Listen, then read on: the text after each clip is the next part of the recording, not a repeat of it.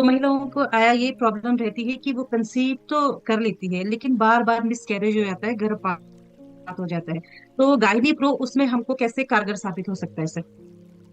ये अगर आपके रिसीव करने से पहले, प्रेगनेंसी से पहले, अगर आपका हार्मोन बैलेंस अच्छा है और उस टाइम पे गायनी रूट आपने अच्छे से कंज्यूम किया हुआ है, जिसकी वजह से बच्चादानी की जो मसल्स होती है, वॉल्स होती हैं, जो मांसपेशियां होती है, अगर वो मजबूत है और मजबूत हो गई हैं, तो मिसगैरेज के इश्यूज नहीं आते। क्लियर आंसर है मेरा। बात ये, मिसकैरेज के इश्यूज आते हैं मोस्टली, वो आते हैं कि मांसपेशियां मजबूत नहीं।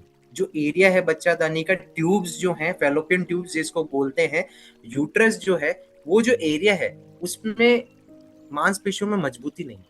मतलब मस्कुलर वहां का स्ट्रक्चर मजबूत नहीं है, वॉल्स मजबूत नहीं है। तो वहां पे जो एग जो बनता है, जो एग का डेवलपमेंट होता है, वो डेवलपमेंट प्रॉपर नहीं हो पाता है।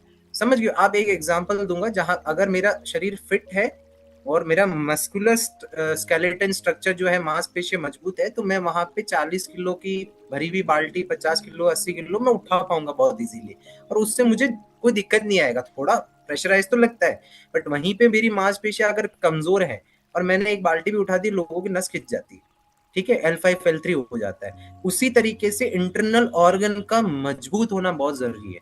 तो अर्ली स्टेज पे, वाइल प्रेगनेंसी तो हम कंज्यूम कर ही नहीं सकते, प्रोडक्ट को कंज्यूम नहीं करना है, ध्यान रखना है। प्रेग्नेंट है और वाइल प्रेगनेंटिंग में इसको कंज्यूम नहीं करना है। क्या अमीर जी ठीक बोल रहा हूँ ना मैं?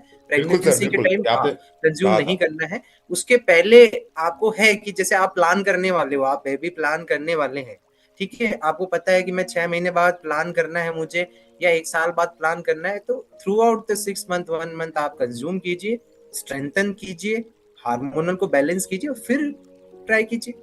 ठीक है, फिर परसीव करने का प्लान कीजिए, तो वहां पे आपका हेल्दी प्रेगनेंसी होगा और वहां पे मिस गैरेज के चांसेस कम से कम होंगे, कम से कम। तो क्योंकि बेसिकली कम से कम मैं वर्ड इसलिए यूज कर रहा हूं, मैं यूज करता कि बिल्कुल नहीं हो, कम से कम इसलिए यूज कर रहा हूं। और भी फैक्टर्स हैं जो इसमें अफेक्ट करते हैं, दूसरे फैक्टर्स भी आते हैं, है ना, फर्टिलिटी फैक्टर्स भी आते हैं। तो कम से कम चांसेस जो होते हैं वो 1% 2% ही रह जाते हैं मिसकैरेज के। ठीक तो है। बेसिकली सर, जो लाखों रुपए खर्च करके डॉक्टर के पास जा करके और आईवीएफ वगैरह में इतना खर्चा करने से अच्छा है कि अगर एक young lady who is planning to become a mother, वो अगर 3 4 6 महीने पहले से रेगुलर यूज हाँ, करना स्टार्ट कर दे तो एवरीथिंग इज परफेक्ट। बहुत ही कॉस्ट इफेक्टिव भी है।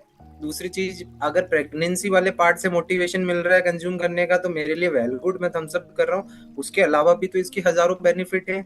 मूड सही हो रहा है, एनर्जी अच्छी हो रही है, ऑर्गन्स अच्छे हो रहे हैं, स्किन अच्छी हो रही है, ठीक है, फेशियल हेयर्स नहीं आ रहे हैं, एस्ट्रोजन बैलेंस हो रहा है। उसको सोच के ही कंज्यूम कर लीजिए।